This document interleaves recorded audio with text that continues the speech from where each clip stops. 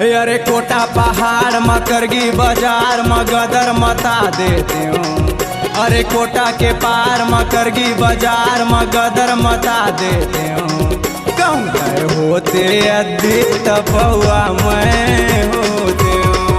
कहूँ गए होते अद्दी तपौआ मैं होते हूँ। तेजी सुतो जी में 200 के रोजी कमा के दिखा देती हूँ। तेजी सुतो जी में 200 के रोजी कमा के दिखा देती हूँ। कहूँ तय होते टुकनी तझौहा मैं होते। कहूँ तय होते टुकनी तझौहा मैं होते।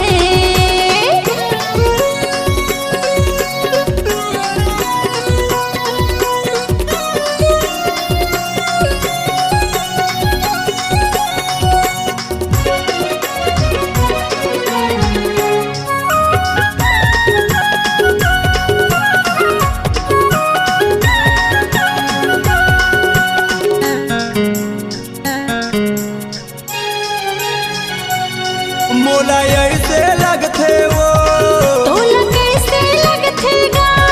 मोला ऐसे लगते वो अरे तोला कैसे लगथेगा? मऊहा दारू के गिलन मजा के घुसर जाते हो कैसे लगते हे हो। दादा। मऊहा दारू के गिलन मजा के घुसर जाते हो कैसे लगते हो। पलंग के पाटी में तेंदू के लाठी में मार खवा देते हो। जाने का पलंग के पाटी में तेंदू के लाठी में मार खवा देते हो। कहूँ तय होते अद्धी तपौआ मैं हो